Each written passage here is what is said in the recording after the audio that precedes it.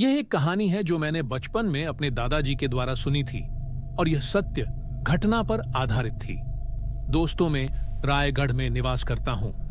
इस रास्ते के बीच में एक घाट पड़ता है और यहाँ पर कई बार दुर्घटना हुई और कई लोग यहाँ मारे गए हैं। एक रात की बात है जब मेरे दादाजी अपने अपनी वाहन में, मेरे पिताजी वह उनके भाइयों के साथ रायगढ़ से लैलूंगा आ रहे थे और तब लगभग समय 11 बजे रात को उसी घाट से वह गुजरते हैं और वहां उनको उनकी गाड़ी के सामने एक स्त्री गाड़ी को रुकवाती है और कहती है कि मुझे आगे तक छोड़ दो।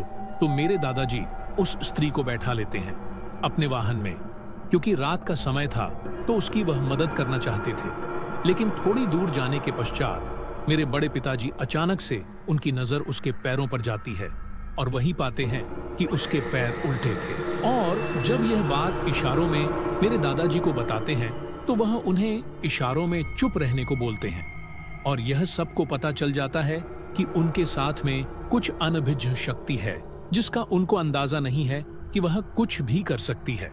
लेकिन कुछ दूर जाने के पश्चात जैसे ही वह घाट खत्म होता है वह गाड़ी रोकने को बोलती है और वह चुपचाप उतर कर चले जाती है और किसी को कुछ भी नहीं बोलती है। और जैसे ही थोड़ी देर गाड़ी आगे बढ़ती है और वाहन में लगे मिरर के द्वारा जब उसे देखने की कोशिश की जाती है तो वह तब तक गायब हो जाती है। यह कहानी आपको कितनी डरावनी लगी मुझे नहीं पता, लेकिन जिस प्रकार से मेरे बचपन में मुझे मेरे दादाजी ने, जिस अंदाज में उन्होंने यह अपनी आप बीती मुझे सुनाई थी, मैं उस समय काफी डरा हुआ था और मैं आज भी मानता हूं कि यह मेरे जीवन की सबसे डरावनी कहानी थी। क्या आपके साथ कभी कोई ऐसी घटना घटी है जिसके बाद आप भूत प्रेतों पर विश्वास करने लगे? कहानी किस्सों में सुना बहुत था, मगर पहले मैं विश्वास नहीं करता था। फिर एक घटना हुई जीवन में जिसने मेरी आस्था को बढ़ा दिया। यह 2 साल पहले की बात है। गर्मियों की छुट्टियों में हमारे घर एक फैमिली मेहमान के तौर पर आई, जिसमें पति पत्नी और उनकी एक 8-9 साल की बेटी। रिश्ता नजदीकी था। मुझे याद है उस दिन जब वो लोग आए, मैं किसी काम से दिल्ली गया हुआ था और लौट रहा था। वह फैमिली मुझसे लगभग 1 घंटा पहले घर पहुंच चुके थे। मैं बाद में आया, तब तक चाय नाश्ता लग चुका था। हमने अभिवादन किया और पाया कि उन्होंने लेटे लेटे ही नमस्कार भाई साहब कहा और टीवी देखने लगे। हमने कहा, भाई साहब आपसे गले मिले बिना मजा नहीं आएगा, रुखा रुखा सा हो जाएगा। तो वो उठे और हमारे गले लगे। हमने एक मुखी रुद्राक्ष धारण किया हुआ था, सो भाई साहब को गले मिलते ही झटका सा लगा और वो तुरंत हट लिए हमारे पास से। उनको गले लगाते ही हमें भी एक अजीब सा एहसास हुआ, लेकिन हमें कोई शक उस वक्त नहीं हुआ। लेकिन हमने महसूस किया कि भाई साहब का व्यवहार कुछ अलग है इस बार। वो छत के एक कोने को निहारे जा रहे थे एकटक। मैंने ऐसे ही बात बात में उनकी धर्मपत्नी से पूछा, सब ठीक चल रहा है ना? भाई साहब कमजोर से क्यों हो गए? पिछली बार आए थे तो सेहत काफी अच्छी थी। वो बोली, पता नहीं, खुराक तो अच्छी है इनकी। कभी कभी तो मैं रोटियां बनाते बनाते थक जाती हूं, पर ये खाते रह जाते हैं।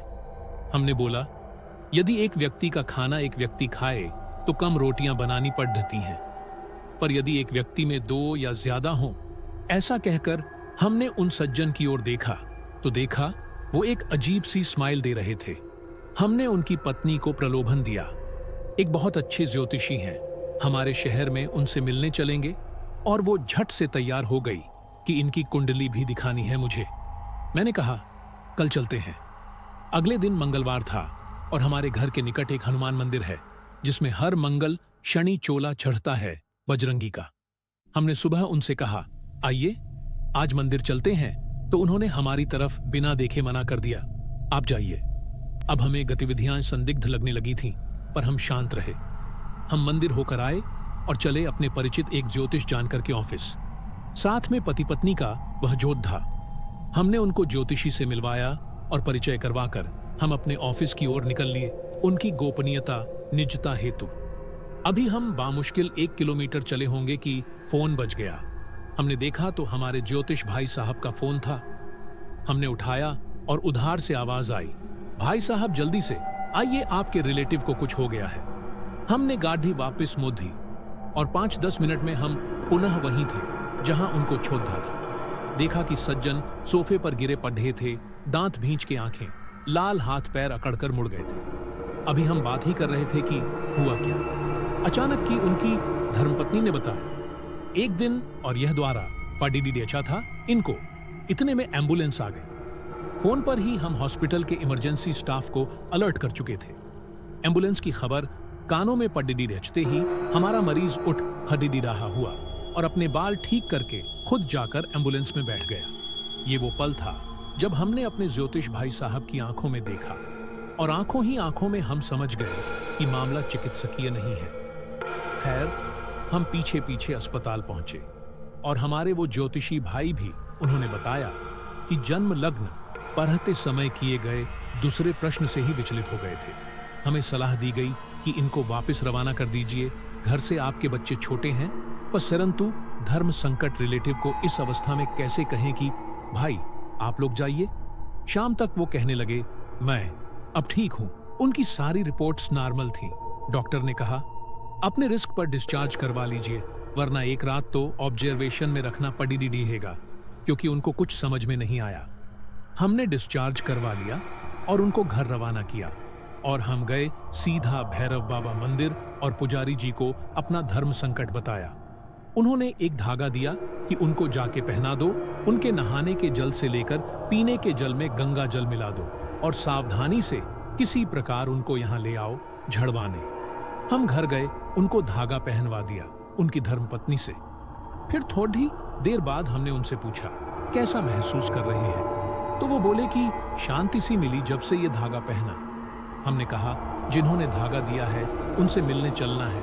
थोड़ी देर में तो वो मेरे साथ चले भी गए। पुजारी जी ने झाँका और कहा, कल सुबह एक बार फिर से आना होगा। तो वो भाई साहब बोले, सुबह तो नहीं आ पाएंगे, हम तो कल सुबह वापस जा रहे हैं।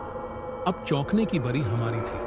पुजारी जी ने कहा, जाने से पहले होकर जाना इधर से। फिर हम घर आ गए और सब नॉर्मल समझकर रात्रि भोज के बाद 10 बजे सो गए। लगभग रात्रि 11 बजे बगल के कमरे से उनकी धर्मपत्नी की चीख पुकार सुनकर हम जगे और जाकर देखा तो हमारे अपने घर में हॉरर मूवी चल रही थी। भाई साहब किसी के संभाल नहीं रहे थे और रौद्र रूप में थे। उस समय न जाने कहां से ईश्वर ने एक शक्ति हमको दी कि हम डरे नहीं और उसकी छाती पर चढ़ बैठे और हनुमान चालीसा शुरू कर दी। उसका कथन था, तू रोक लेगा क्या मुझको। न जाने किस साहस से हमारे मुंह से निकला कि तुमको केवल मैं ही रोक सकता हूं। उसने कहा, बाहर चल यहां से, फिर देख मेरी शक्ति। और मैंने कहा, यहीं दिखाओ ना। बीच बीच में वो अपनी धर्मपत्नी को इमोशनल भी कर रहा था कि मैं मर जाऊंगा, यहां से जिंदा नहीं जाऊंगा।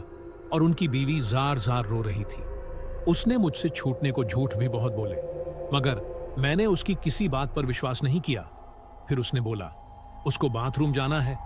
मैंने कहा, यहीं कर लो, सफाई हो जाएगी। और फिर न जाने क्यों थोड़ी देर बाद उसने हार सी मान ली और बेहोश। उसके बाद उस रात लगभग सारी रात केवल वो सो रहा था और हम जाग कर मंत्र जाप कर थे। वो यह मेरी जिंदगी की एक आश्चर्यजनक घटना है।